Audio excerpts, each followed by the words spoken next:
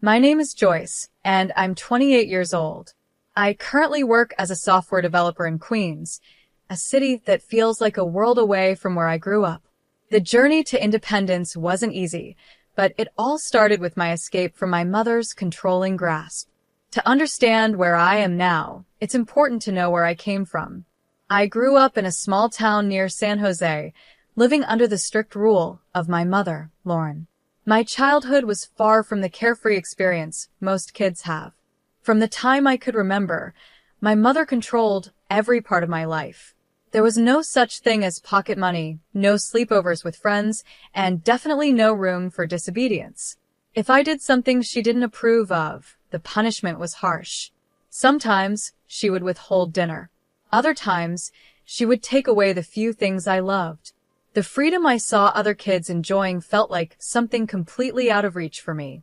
Even though I did well in school, my mother was always there, pushing me toward the choices she thought were best for me. She even decided which college I would attend, insisting it was the perfect fit for my future, despite what I wanted. I dreamed of going to school in a lively city, but she insisted I attend a smaller college close to home. It felt like she would never let me out from under her control, no matter how much I wanted to break free. College, however, was where I first caught a glimpse of the freedom I craved. For the first time, I was able to make some decisions on my own. And after graduation, I grabbed the chance to move to Queens. I got a job at a well-known tech company, and for the first time in my life, I felt like I was living for myself. I found a small but cozy apartment not too far from downtown. It wasn't much, but it was mine, and that little space felt like a fortress of independence. Life in Queens was a refreshing change. I took delight in the simplest things: walking to work, choosing my own groceries, and deciding my own schedule. Those small freedoms meant the world to me after years of being under my mother's thumb. For the first few months, everything felt perfect. But then strange things started happening. It was subtle, at first random phone calls with no one on the other end, odd messages that didn't make sense. Nothing concrete, but enough to make me uneasy. I tried to brush it off, telling myself I was just being paranoid after years of overcontrol. Then one evening, there was a knock on my door. It was my neighbor, Mr. Paul. He's a graphic designer, a bit older than me, with a kind and gentle demeanor. He's always been polite whenever we crossed paths. "Joyce, can I talk to you for a minute?" he asked, his voice carrying a tone of concern. "Sure, Mr. Paul. What's going on?" I replied, feeling a small knot of anxiety form in my stomach. Doing my best to hide the nervousness creeping into my voice. Mr. Paul looked genuinely worried. "I just saw someone acting suspiciously near your apartment," he said, his brow furrowed. "I thought you should know. They might be trying to get inside." My heart started pounding. I hadn't noticed anything strange myself, but the thought of someone trying to break in made my stomach churn. "Are you sure?" I asked, trying to sound calm. "It could have been someone just passing by." "I'm positive," he insisted, his tone firm. "I think you should check it out." With my mind racing, I unlocked my apartment door and stepped inside. At first glance, everything seemed normal, but my anxiety was through the roof. Just as I was about to take a deep breath and relax, something caught my eye: a purse sitting on the table. It wasn't mine. I knew that instantly. It was a sleek, expensive designer purse, the kind I would never buy for myself. It looked so out of place in my apartment. Panic gripped me as I quickly thought about calling the police, but then something stopped me. Inside the purse, I noticed a folded note. My hands trembled as I reached for it, my heart racing even faster. Slowly, I unfolded the note, and my breath caught in my throat as I read the words. "I'm sorry, Joyce. I had to come. I've been watching you. I needed to know if you were okay." It was from my mother. I stared at the note in disbelief. My mother, Lauren, had been in my apartment. My emotions flipped from shock to anger in an instant. How had she found me here? How long had she been watching me? I felt a surge of betrayal course through me. My mind was swirling with questions when I remembered the purse. It had been a gift from her, one of the many gifts she had sent me over the years. At the time, I hadn't thought much of it, but now it all made sense. She must have hidden a tracking device inside the purse. All this time, She had been monitoring my every move without my knowledge. I felt sick. I turned to Mr. Paul, who had followed me inside. His face showed nothing but sympathy as he realized what had happened. My mother, I began, my voice shaky. She's been tracking me. She must have put a device in this purse. I can't believe she would invade my privacy like this. Mr. Paul's expression softened, and he gently placed a hand on my shoulder. I'm so sorry, Joyce. That's a huge violation of your trust. You don't deserve this. Tears welled up in my eyes, but I blinked them away. I need to confront her, I said, my voice gaining strength despite the turmoil I felt inside. She has no right to do this to me. In that moment, I knew I had to act quickly. This wasn't just a minor breach of trust. It was a pivotal moment. I had spent years trying to escape my mother's control, and now I was faced with the ultimate test. Would I let her continue to manipulate me, or would I finally stand up for myself and take full control of my life? A mixture of fear and determination filled me as I started making plans to confront her. I knew it wouldn't be easy.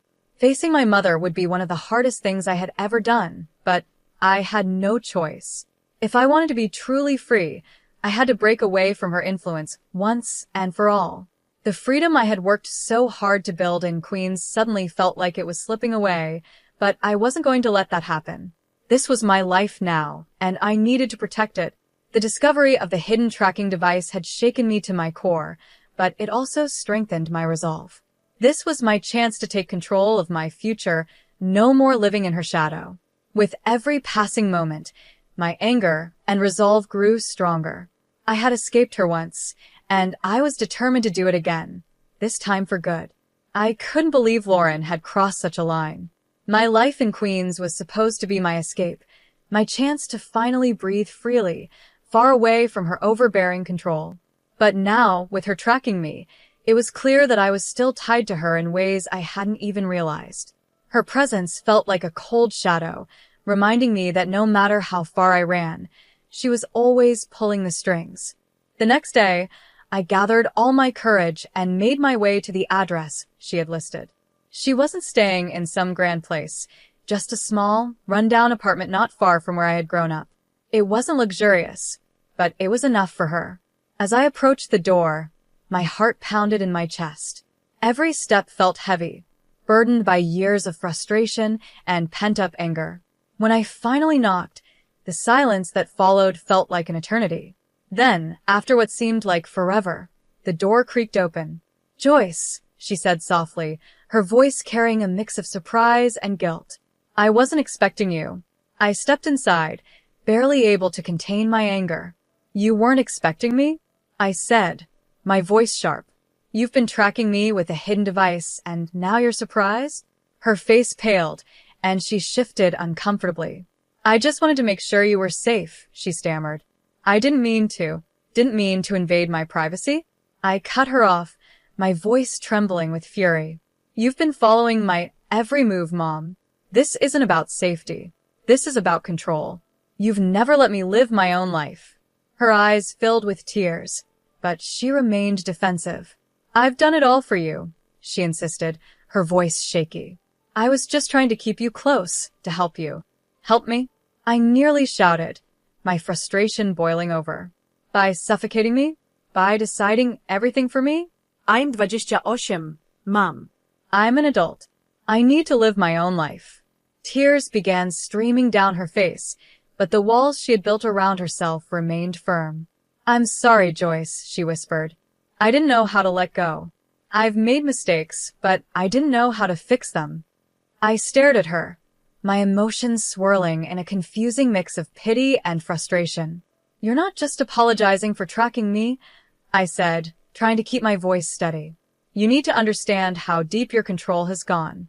It's not just this one thing, it's everything." And that's when she revealed something I hadn't expected. "I've been struggling financially," she confessed, her voice barely audible.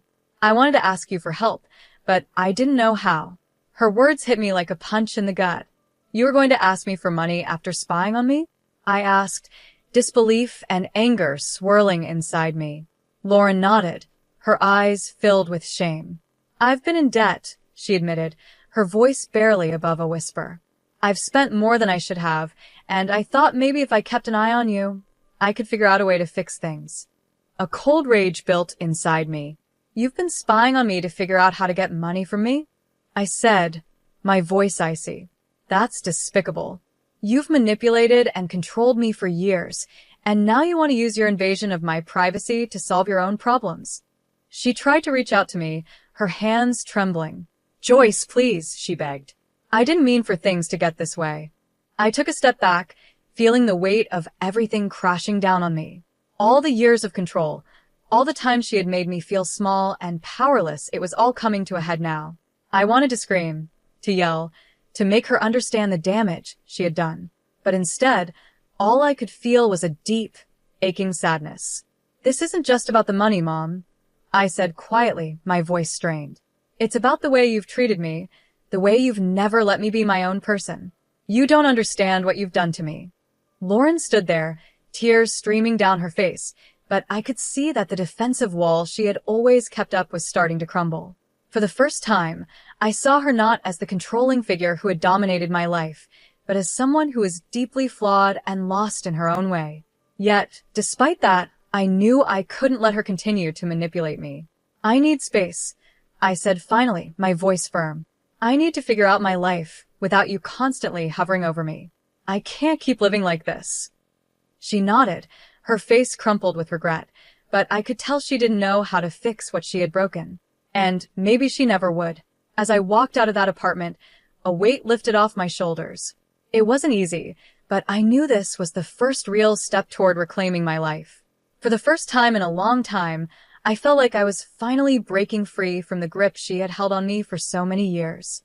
This wasn't just about privacy or money, it was about my future, and I was ready to take control of it once and for all. I'm sorry. My mother's words felt hollow, like she was saying them out of habit, not because she truly meant them. I shook my head, feeling the weight of the years of manipulation pressing down on me. I can't do this anymore, Mom, I said firmly, my voice trembling with emotion. I can't keep letting you control my life, even from a distance. Leaving her apartment, a flood of emotions overwhelmed me: sadness, anger, and a strong sense of determination. I knew deep down that the only way to truly reclaim my life was to cut all ties with her. This wasn't just about the tracking device or her attempt to ask for money. It was about breaking free from years of emotional control, from a childhood and adulthood shaped by her manipulations. As soon as I got back to my apartment, I sprang into action.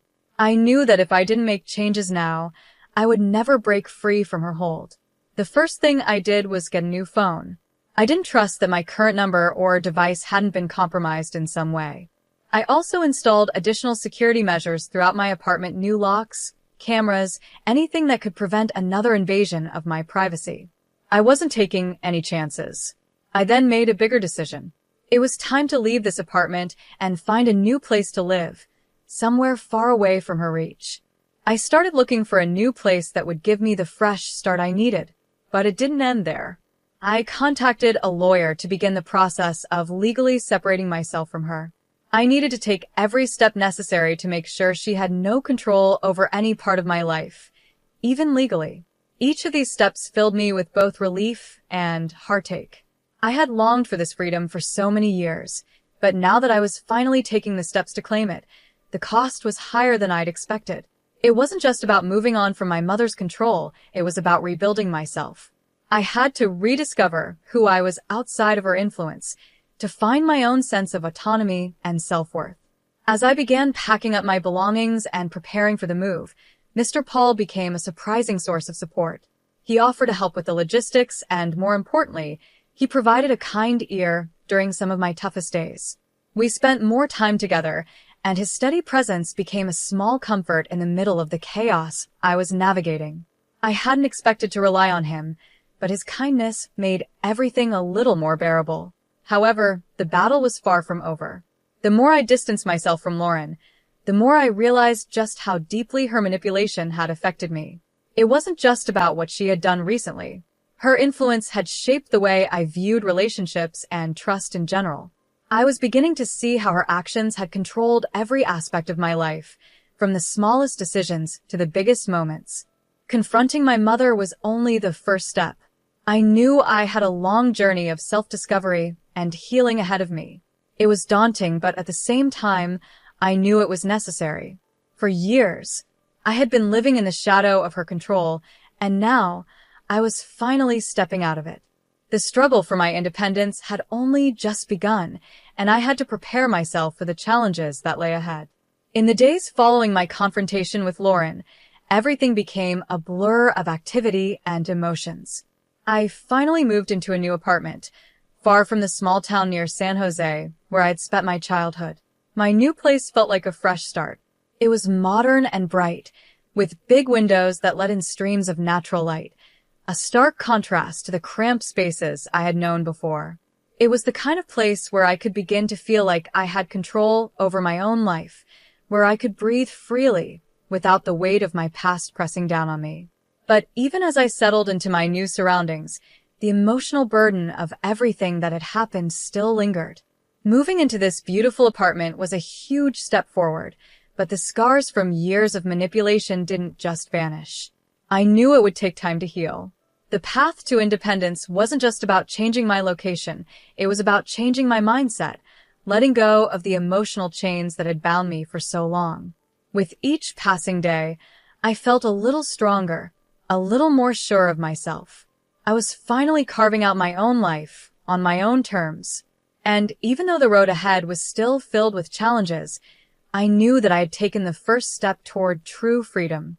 This was the beginning of my journey, and for the first time in a long time, I felt like I was in control of my own story.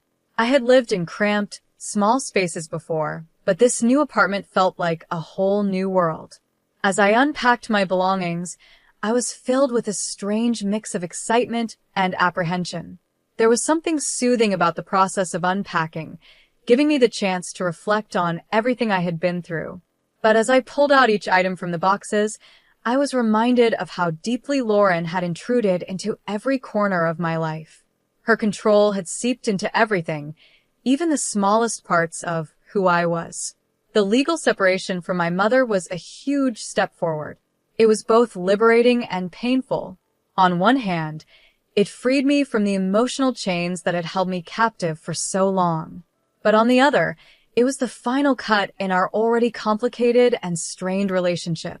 The lawyer assured me it was a standard procedure, but to me, it felt like closing a chapter one had struggled with for years. This was the definitive end I hadn't been able to bring myself to make before. Throughout this difficult time, Mr. Paul was always there. His presence was a quiet comfort in my life.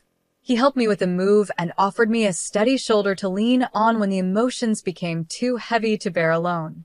We'd often spend the evenings in my new apartment, talking about everything and nothing. His calm, kind nature was such a welcome contrast to the turmoil I had been through.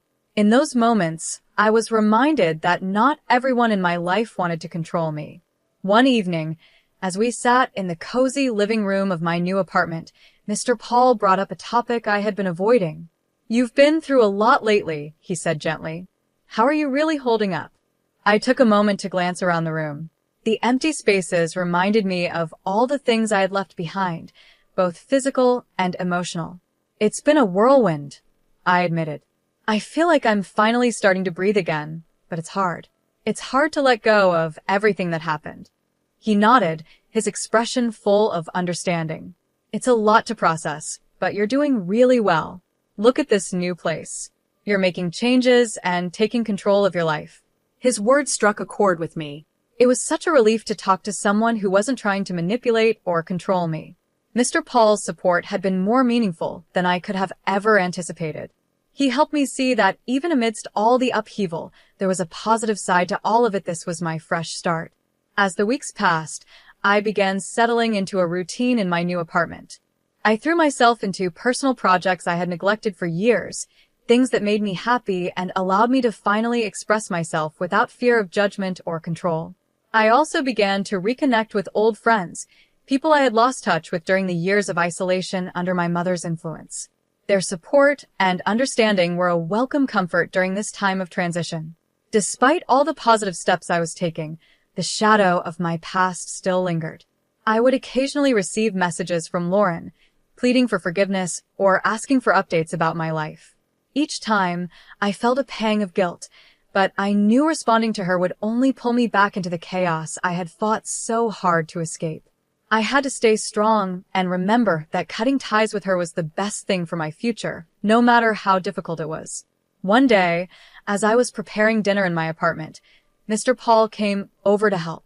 We were casually chatting about my new job when, out of nowhere, he asked, "Do you ever think about what's next for you? Beyond just getting away from all of this?" I paused, the question catching me off guard. I hadn't thought much beyond escaping my mother's control. "I'm still figuring that out," I admitted. "I've been so focused on just getting away from my mother and her control that I haven't really thought about what comes after." Mr. Paul smiled softly. "That's understandable. But now that you've taken such a huge step, you've got all the freedom to think about what you want for your future." His words stayed with me long after that conversation. I had spent so much of my life just trying to break free, trying to get out from under the weight of Lauren's control, that I had never truly allowed myself to dream about what came next. Now, for the first time, I was in a position to do that. I knew the road ahead wouldn't be easy. There would be bumps, and there would be moments when I questioned everything. But I was finally in control of my own life, and that was something worth celebrating. The new apartment wasn't just a place to live, it was a symbol of everything I had worked for, of the independence I had fought so hard to achieve. As I stood in my new space, looking out at the city beyond, I felt a sense of calm wash over me. I was finally free to live my life on my own terms. The future was wide open, and for the first time in a long time, I was excited to see where it would take me. I hadn't really thought much about what I wanted my life to look like now. Mr. Paul smiled gently and said, "It might be worth thinking about what you want for yourself, not just what you're trying to escape. You've made such a big step, so what do you see for your future?" His words struck a chord with me. I realized I had been so focused on getting away from my past that I hadn't spent any time thinking about what I wanted moving forward. The idea of building a future based on my own choices was both exciting and a little scary. That evening, sitting alone in my new apartment, I started to think about the future. I thought about the kind of life I wanted to create, not just one without my mother's control, but one that was positive and meaningful. It felt like a new kind of freedom, one that came with its own challenges, but also the chance for growth. I was beginning to understand that reclaiming my life meant more than just leaving my past behind. It was about building something new for myself. And while I knew the journey wasn't over, I felt a sense of hope and possibility that I hadn't felt in a long time. As the weeks turned into months, I began to feel cautiously optimistic. My new apartment was starting to feel like home, and I had settled into a routine. I had been focusing on my personal growth and reconnecting with old friends. But there was still one thing left unfinished. My final confrontation with Lauren. One afternoon, as I was enjoying a quiet cup of coffee, I got another message from her. It was similar to the others, asking for forgiveness and hinting at her financial struggles. I stared at the message, feeling a mix of anger and sadness. It was clear she still wanted to reach out, but I had made up my mind. I couldn't let her back into my life. By this time, Mr. Paul had become more than just a supportive neighbor. He was now a true friend. We had regular conversations, and I found myself opening up to him in ways I hadn't expected. One evening, while we were cooking dinner together, I decided to tell him about the message. "I got another message from Lauren today," I said, trying to keep my voice steady. "She's still asking for money and saying she's sorry. I don't know what to do." Mr. Paul looked up from the stove, concern written on his face.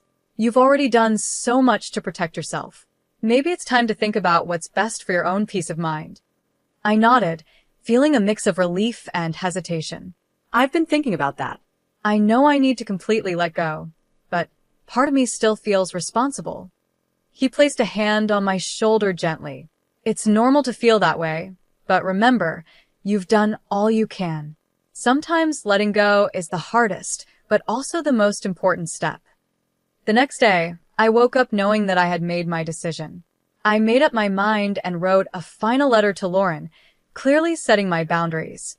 In the letter, I told her that I wouldn't respond to her messages anymore and that any attempts to contact me would be ignored. It was a firm but respectful goodbye. As I sealed the envelope, I felt a mix of sadness and relief. It marked the end of a difficult chapter in my life, but it also showed my commitment to moving forward without letting the past weigh me down. 10 days later, I had another heartfelt conversation with Mr. Paul. We were sitting in the park, enjoying the cool autumn breeze. He was quietly watching the leaves change colors when he turned to me with a thoughtful look. "Joyce, you've been through so much, and I'm really proud of how far you've come," he said softly. "But I've also noticed something else. There's a light in you now that wasn't there before. You seem more at peace." I smiled, feeling a warmth inside that I hadn't felt in a long time. "Thank you. It's been a long journey, but I think I'm finally starting to find my way. I'm learning to focus on what I want, not just what I've been running from." Mr. Paul smiled back, his eyes full of kindness. "It's wonderful to see you like this. And I'm here for you, whatever you need." His words stayed with me long after we said goodbye. I felt a new sense of hope and determination. For the first time in years, I was beginning to picture a future that was truly mine, built on my own dreams and goals. As the year came to an end, I took some time to think about all the changes I had made. My life was still a work in progress, but I no longer felt trapped by my past or by my mother's control. I was learning to make my own decisions and embrace the possibilities ahead of me.